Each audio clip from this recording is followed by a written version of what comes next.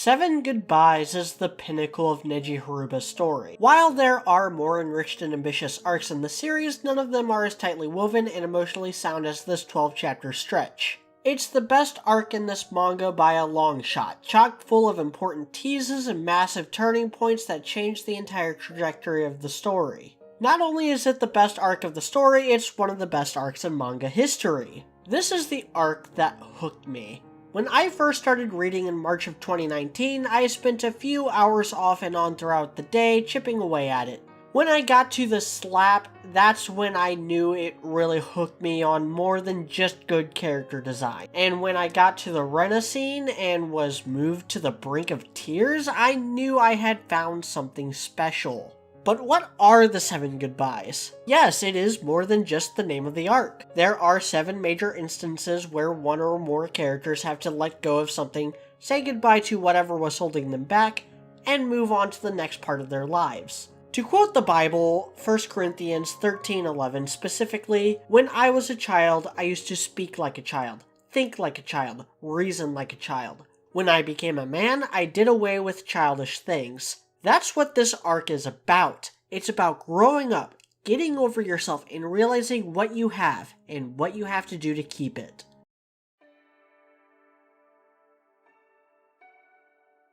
Chapter 40 begins with Itsuki checking in on Fuutarou after he's late for a study session.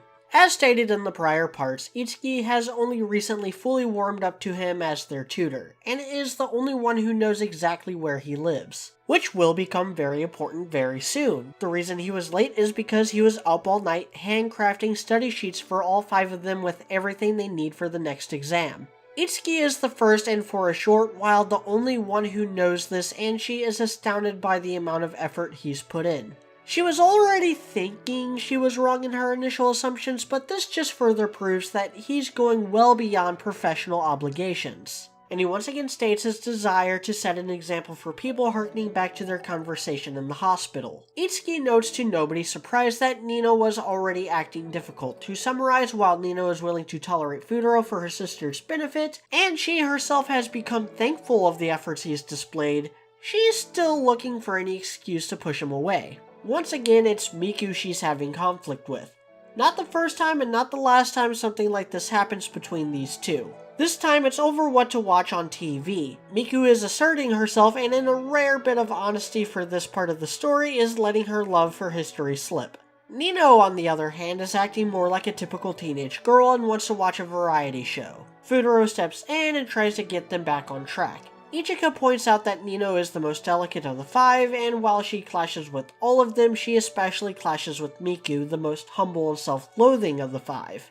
Unlike the others, Miku hasn't been honest with her interests, and that lack of transparency causes her to butt heads with Nino, who blows any lack of understanding out of proportion. As they study, Miku and Nino keep getting on each other's nerves. Yotsuba suggests complimenting them both, and Ichika suggests getting them to unite against him. Both of these plans just make things worse and cause even more arguments. Something I thought of while editing this video is that this moment kinda foreshadows everyone's role in the Sister War arc.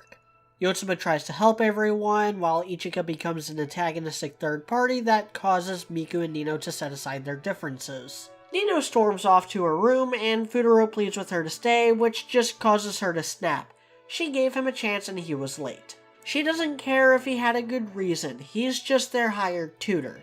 Not their friend and certainly not family. Miku tries defending him and gives her the test prep he slaved over making. Nino tears the paper right in front of everyone and then... Miku, 俺はいいから. Up to this point, Nino had only clashed with Miku. Every time sides were taken, Itsuki would take her side against Fuutarou. Itsuki was the only other one to reject him outright. The only person who fully defended her in Chapter 6.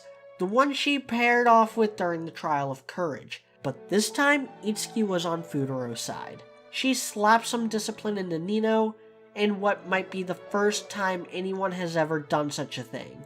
For the first time in her life, she's alone. Everyone is against her. She doesn't care that Itsuki wants to do everything in her power to pass the exam. She doesn't care about the effort that Fuutarou put in. She's lashing out, projecting, throwing a tantrum, and directs her rage at Itsuki. the sister she trusted the most up to this point. Things calm down a bit, but after Fuutarou leaves, they get into it again. Nino and Itsuki both say goodbye to the apartment and strike out on their own, refusing to return until the other apologizes. It's Miku, who likely blames herself a bit, who recruits Fuutarou to help her find them. Using their identical appearance to their advantage, they find Nino in a hotel. Fuutarou appeals to her love for her sisters, and she casts all the blame on him. She shoos them away, and they give up. When Fuutarou arrives home, he's surprised to see Itsuki there, but this actually kinda fits. We know Itsuki and Raiha are close, we can assume Itsuki doesn't have many friends, and she's the only one who knows where Fuutarou lives, so she can keep tabs on her sisters without letting them know where she's at. It's also better than sleeping outside, which is where she would have to go since she forgot her wallet. I love how Itsuki is the kind of glutton that would ask for seconds while eating at a poor person's house, and I love how Fuutarou is such an ass that he teases her about how different this is from her usual life of luxury. It's also a nice touch that this is the first time Fuutarou's space has been genuinely invaded by one of the other girls, making him wonder if this is how Nino felt. Even though they never tell Nino about this as far as we can see, this detail is used to push Fuutarou towards being more empathetic towards Nino, which helps later on. And once again, Raiha is the most sensible one in this situation. For the first time since their mom died, Nino and Itsuki have both said goodbye to their happy little home where the five of them were supposed to live together. And this abrupt change in status quo is going to push some of the other players to making the hardest decisions of their lives.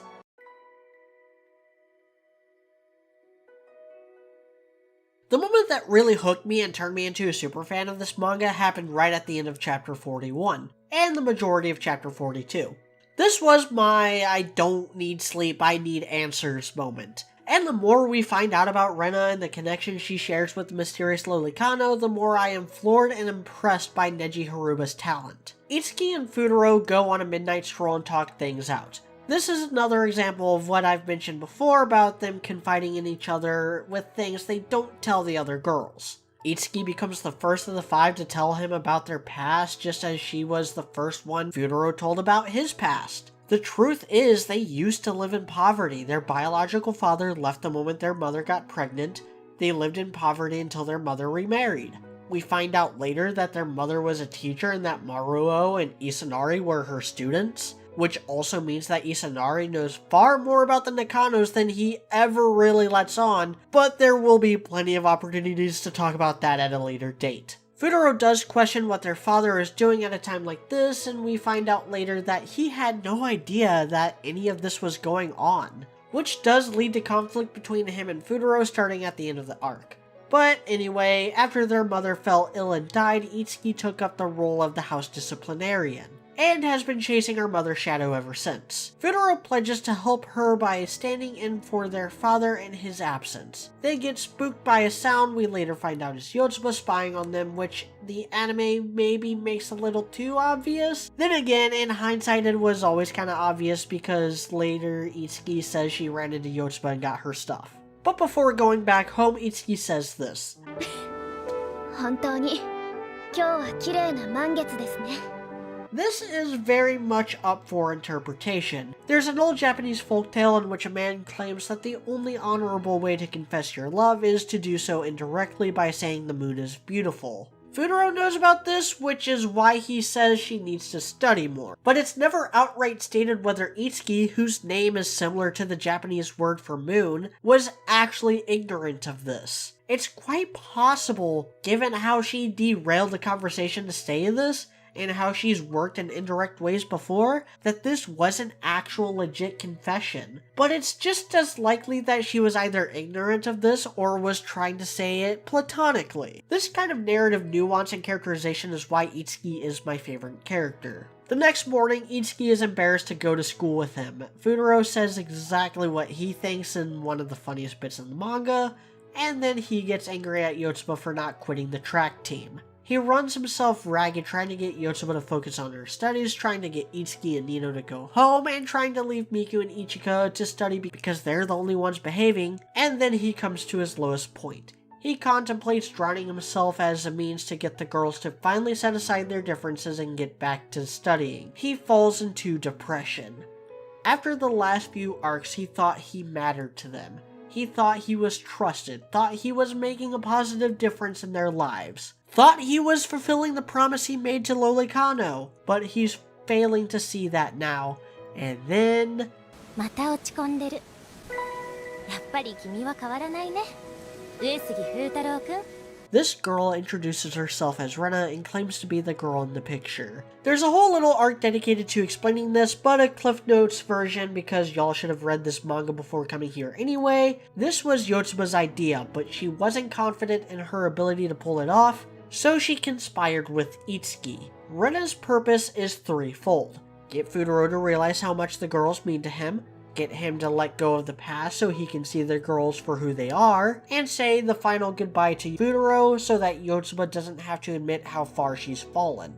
This is as much a selfish act by Yotsuba as anything, and it's Itsuki who takes it into a different direction that'll benefit Fuutarou. Fuutarou tries running from the past. He is too embarrassed that he hasn't fulfilled his promise yet. She takes him out on the lake and asks him about his students. Fuutarou is taken aback by how much she knows, but it's kinda his fault for not wanting to see the truth. This is a Clark Kent Superman situation, and it'll be 20 or so chapters before he even suspects that Rena is one of the Quints. It's also here we get Fuutarou's honest opinions of the girls. It's kinda like how during the midterm exam, Itsuki could only be honest with Fuutarou because she thought that Fuutarou thought that she was Miku. Here, Fuutarou is being honest with Itsuki because he thinks that Itsuki is some other girl from his past. He's convinced himself that Rena isn't one of them, and so he's able to be far more honest than he is throughout most of the story. Ichika is a dream-chasing idiot who will sacrifice what's important to get what she wants.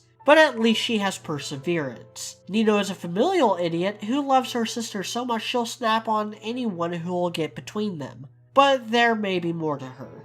Miku is a meek idiot who constantly looks gloomy and lifeless, but she does seem to be coming out of her shell. Yotsuba is a muscle-brained idiot who will try being dependable for everyone to the point where she spreads herself too thin. She's the one he worries about the most, and we don't ever actually find out what Fuutarou was going to say. Maybe it was something about her confession, how much she's helped him, how much she reminds him of Rena. It's up for interpretation. Itsuki is an overly serious idiot who bickers with Fuutarou all the time, but she can be reliable. But that'll all go to waste if things don't change. Rena assures him that he has changed and that he has become reliable. Nino's words keep echoing in his head and he just can't accept that. So Rena gives him a push. They share one last happy moment together and then Rena states her intent to disappear. They'll never see each other again. She won't allow the echoes of their memory to tie him down anymore. She takes the picture of them and gives him a charm. She tells him to open it when he's capable of acknowledging himself, and then she leaves. He tries chasing after her but falls into the pond. He never finds out what was in the charm because he loses it later, but we find out towards the end that it was a message. You are not alone. Raiha relies on him. Itsuki relies on him. Even if Nino hates him, the other girls are counting on him. He has fulfilled his promise. He fulfilled that promise a long time ago. The only one who hasn't is Yotsuba. As if on cue, Yotsuba arrives while on her jog, but she doesn't get the chance to help him before being ushered away by Iba, the track captain. And while mulling over what happened, he finds himself in Nino's hotel once again.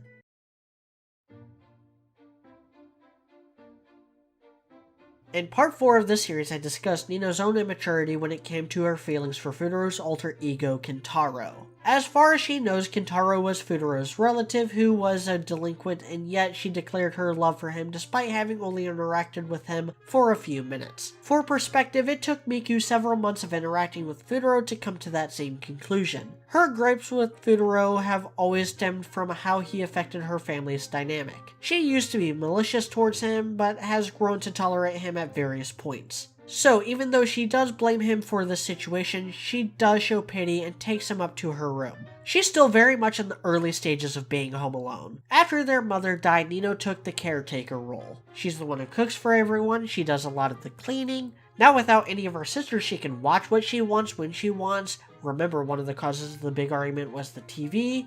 cook what she wants, have the AC on as she wants, and so on and so forth. Fuutarou has no response for this and doesn't even know why he came. Nino pushes him in the bath and they start talking in a scene that references both their awkward moment from Chapter 5 and Nino's payback in Chapter 16. They mostly talk about hair and how Fuutarou has Raiha cut his, and how much easier Nino's hair would be if she let one of her sisters cut it. And that's what we call foreshadowing. After that, Fuutarou tells Nino about what happened with Rena, and his story moves her to tears. She cries, probably thinking about what would happen if Quintessential came back just to do the same. Again, kind of foreshadowing here. But she also offers him some encouragement. Encouragement that she'll throw back in his face at the end of the next arc. あんたみたいなノーデリカシーな男でも好きになってくれる人が地球上に一人くらいいるはずだから。 Nino apologizes and shows him that she repaired the paper she tore. Even though she's enjoyed herself, it's hurting her to think that Itsuki has become like a stranger.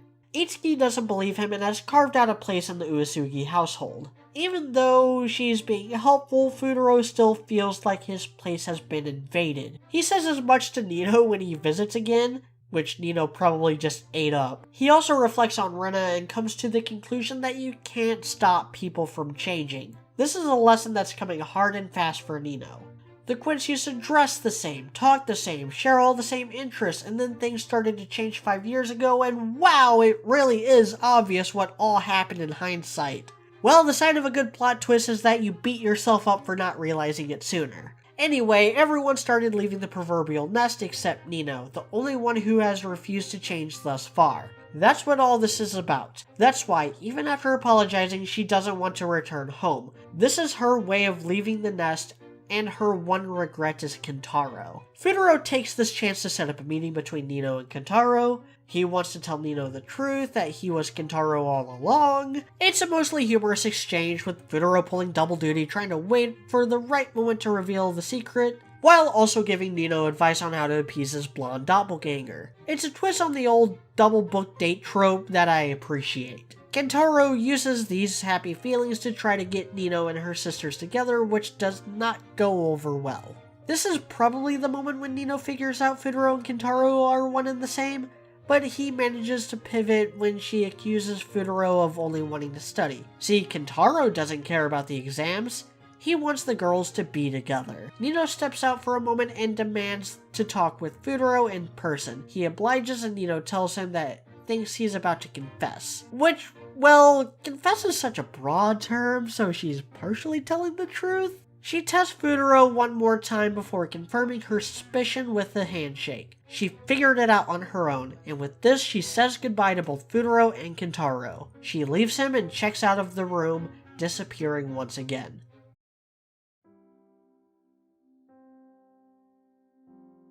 The next 4 chapters cover the next 2 goodbyes and bounce back and forth between Nino and Yotsuba's respective roles in this arc. In chapter 46, Fuutarou walks to school with Itsuki and hears that Nino has skipped class. Itsuki shows genuine concern for Fuutarou and says that he looks depressed, which is a hint that she was the Rena we saw in the previous chapters. After declaring that he'll set Yotsuba free, we see Miku getting into Nino's room with a disguise. Miku slides nicely into her supportive role in this arc after having taken a lot of the focus in prior arcs. And she does more than simply remind Nino of her family. Nino's stubbornness made it difficult for Fuutarou to break through to her. Miku, on the other hand, is working from a lot more favorable position since Nino has no reason to be upset with her. This may be just me, but it seems like Nino tries to imply that she and Fuutarou did something scandalous just to strike a nerve, which would be an indication that Nino is aware of Miku's feelings. Which she probably is, because we never see her have an on-screen revelation of the sort the same way we do with Ichika, Yotsuba, or Itsuki. But of course, Miku doesn't buy it, so she completely ignores the attempt to get a reaction. I said before that Miku and Nino have been strangely antagonistic towards each other ever since Chapter 5. They're both pretty snarky when it comes down to it, but Nino is far more abrasive and Miku has an unflappable chill to her tone. The two also couldn't be more different in their tastes. Chapter 47 highlights these differences using one specific example: tea. Nino likes black tea with lots of sugar, which may symbolize her sweet side, the roller coaster that is her emotional arc, and more overtly her childishness.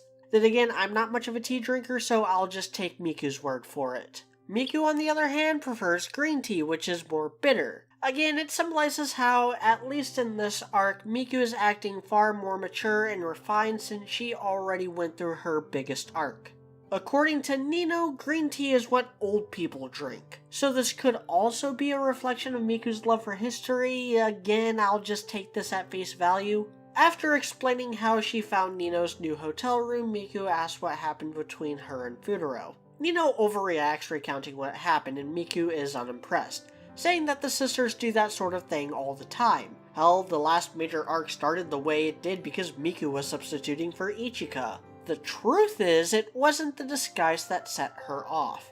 It was the fact she had fallen for his alter ego and was now struggling to cope with the love-hate relationship she had with him.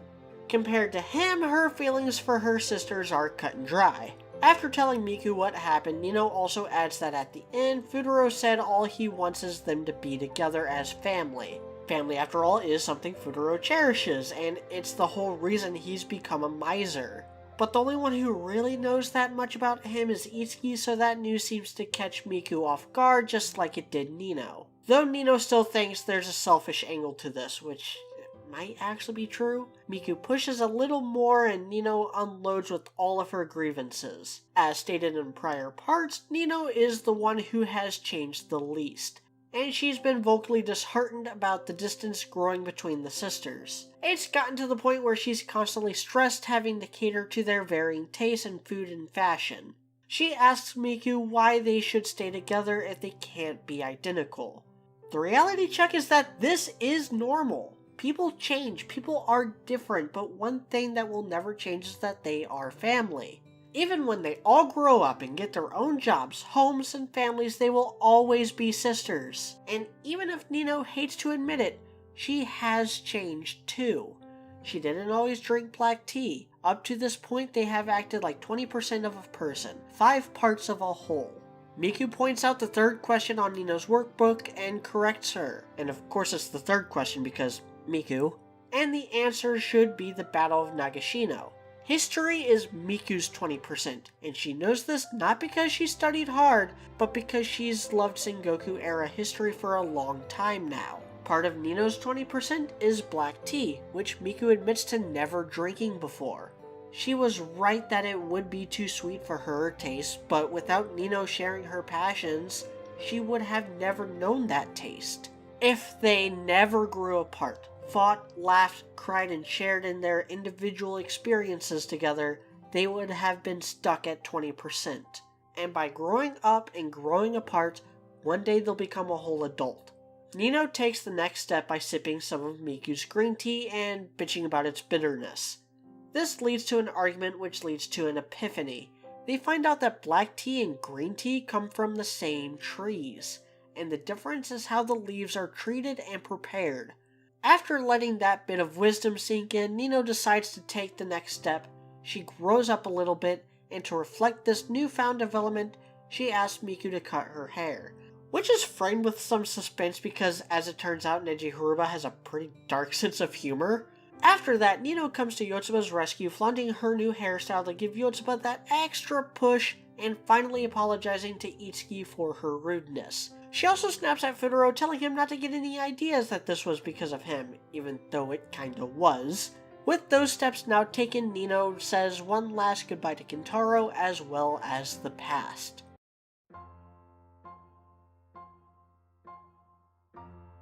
It's here that I want to discuss Ichika's role in this arc. The only major thing she does is help push Yotsuba in the right direction.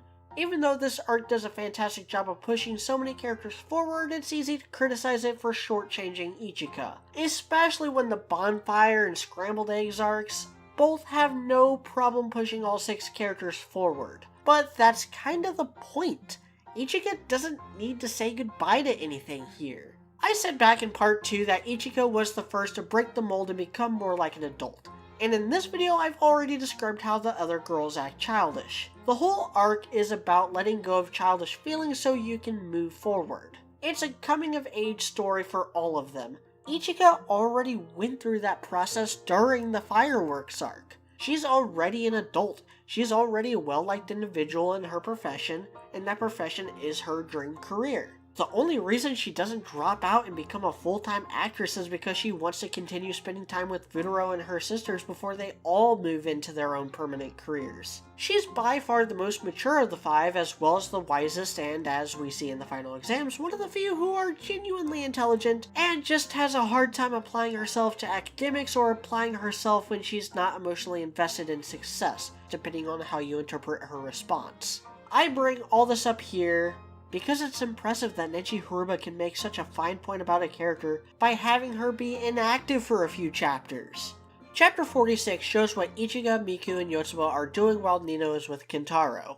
The arc had already set up Yotsuba's conflict, and prior arcs had already established the part of her characterization that is causing this conflict.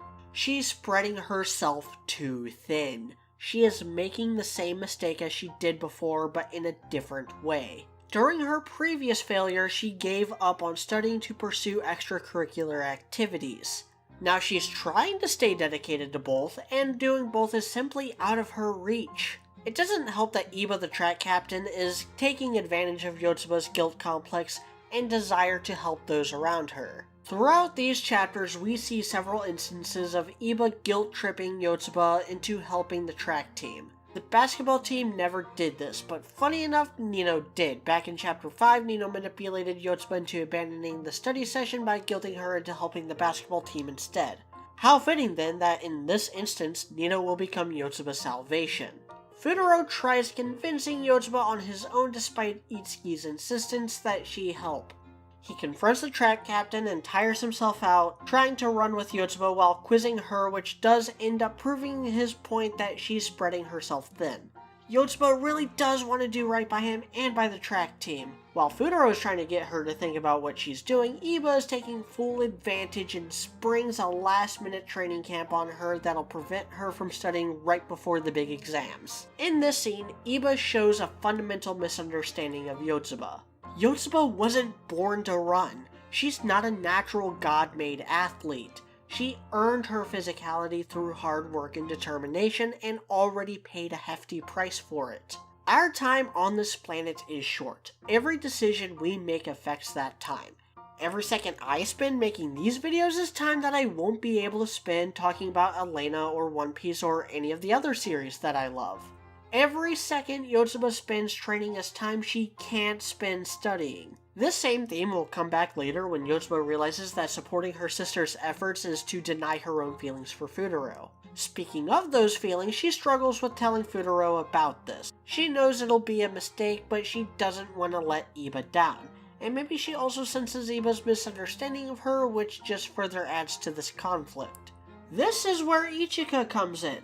Ichika teases Yotsuba for her childishness. She comments about Yotsuba's kitty panties, which upsets her because, as mentioned in a prior video, Yotsuba wants to be seen as an adult by Fuutarou. More importantly for the scene, Ichika teases Yotsuba's inability to properly brush her teeth when she gets like this. Yotsuba's a hardworking girl, but she has some steadfast limits that she's been ignoring for years. Ichika tries convincing Yotsuba to quit the track team and to rely on her sisters more, because the alternative can be disastrous. And it turns out she had Fuutarou on the phone the whole time, so he heard everything. Yes, even and especially the part about the panties.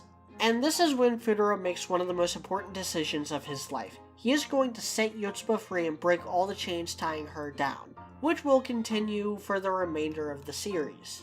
At the end of Chapter 47, Fuutarou and Itsuki execute their plan to disguise Itsuki as Yotsuba and quit on her behalf. This doesn't work because one thing Iba does know is that each Quint has different hairstyles, and without a wig there's no way for Itsuki to pass as Yotsuba. But Iba has no real love for Yotsuba, otherwise Nino's attempts at a disguise would have also failed. As an aside, I like how the anime set the scene in the shade and had it affect the sisters' hair color. Canonically, they all have the same hair color, but this was a good decision to help anime viewers that might not know that. While this happens, Fuutarou lures Yotsuba away, taking advantage of her helpful nature by screaming pervert. And when Nino shows up, Yotsuba gets scared because she thinks it's her doppelganger, but like the literal doppelganger, as in a mythological lookalike, that serves as an omen of misfortune or death depending on the source. I think it's funny that all the Quints are superstitious, but it's also funny that this is the second time Yotsuba has thought she's seen a doppelganger, and forgotten that she has 4 sisters that look just like her. But in the end, Yotsuba gets inspired by Nino flaunting her character development and decides she wants some development of her own, so she quits the track team for real this time. Yotsuba was the first to change, and that change initially drove her and Nino apart. But then Yotsuba stopped changing, and Nino started to change. And the irony of this is not lost on Nino, but it is lost on the audience until we find out more about their past. With that crisis averted, Yotsuba dedicates her weekend to studying in order to help the people who have shown nothing but love and care for her, rather than the one who wished to use her abilities selfishly.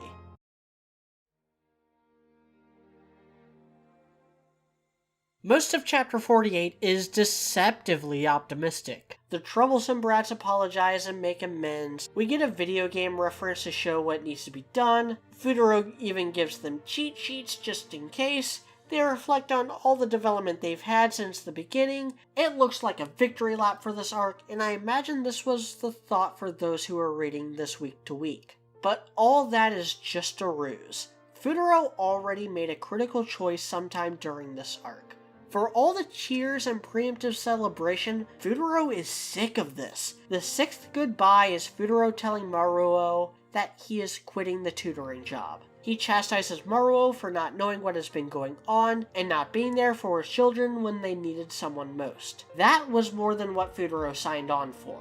During the fireworks and bonfire arcs, Fuutarou went above and beyond his purview to help the Quints. When he did, he told himself he had ulterior motives, when deep down it's because he is, at his core, a good person who likes to help people. Having to say goodbye to Rena has made him reevaluate these decisions. He reached a point where he had nothing to gain from helping the Quints with their personal issues, and so he tries cutting them out the way he feared they would cut him out. Though his thoughts are kept pretty vague, a more optimistic reading of the text suggests that he is confident that they'll pass. The cheat sheets are actually a final message telling them that they need to continue to work even when he's not there.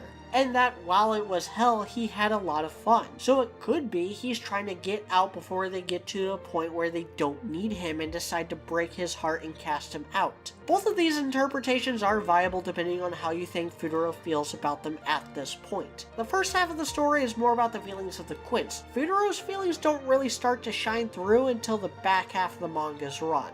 Ibata, the Nakano's personal driver, is the one who delivers the news that Fuutarou resigned. They are understandably distraught. Again, the audience is clued more into the sisters' feelings than Fuutarou, and so this isn't surprising at all. And because of the, shall we say, defensive tone Fuutarou took when speaking to Maruo, he is no longer allowed in the apartment. The Quints ended up failing the exam, and Ibata, who also used to be a teacher, is sent in to deliver the news and tutor the girls until a more suitable replacement is found. None of the girls are happy with the arrangement, especially with no adequate explanation from Fuutarou himself. After seeing his final message, they all decide in unison that they won't accept any other tutor than Fuutarou. They successfully recruit Ibata to help them get Fuutarou back at any cost.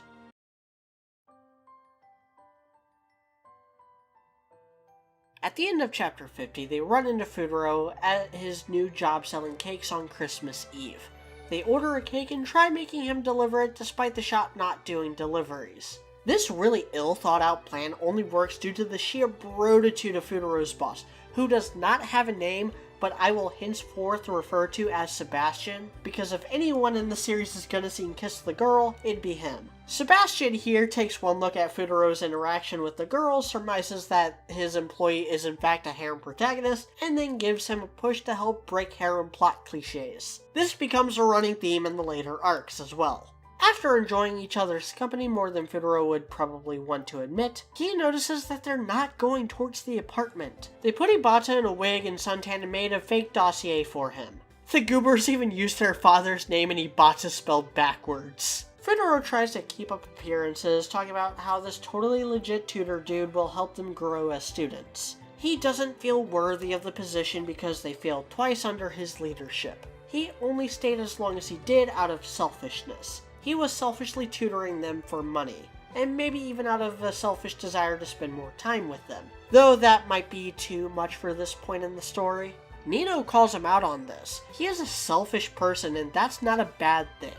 Instead of catering to her wants and going away, he stayed selfishly firm on the path of academia.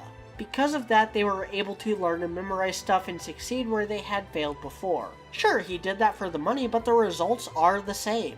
The Quints are also being selfish. They want Fuutarou some more than others. Love is sometimes selfish. The idea of a spouse or a significant other is the idea that you have a special relationship nobody else does. When bottling up his feelings fails, he reverts back to logic. How can he be their tutor if their father banned him from the premises? Well, the solution to that was so simple that Ichika could think of a solution. Move the premise! With Ibata's help and the money Ichika has saved up, the girls signed a lease and are now renting a house. Just as an aside, there's a very viable theory that this was the house they lived in before being adopted by Maruo. The layout is nearly identical, though it is a common layout in Japan. The important thing is that they are doing this together, and the experience will force them to grow in a way they couldn't while being pampered. Fuutarou thinks it's crazy. He lived in poverty his whole life and dreams of one day having Maruo's lifestyle. So he tries grabbing the key cards as Yotsuba throws them into the air. He falls into the freezing river, and all 5 Quints jump in and save them. This reflects back to the moment earlier in the arc when Fuutarou contemplated drowning. The scant memories of Rena flash by as he says his final goodbyes and is pulled out of the water by the girls. Miku recites the wisdom he gave her during her chapter that was cut from the anime. Nino begins to realize the effect Fuutarou is having on her now, and they all agree to go along with this selfish act to the bittersweet end. The arc then ends with a foreboding full-body reveal of Maruo Nakano, as well as confirmation that Ibata was in on the plan and is going to keep his lips sealed around his boss. Maruo vows to never let Fuutarou have his daughters, which sets him up as the main antagonistic force now that all the Quints are adamantly pro-Fuutarou. This has been part 6 of my quintessential breakdown of Quintessential Quintuplets.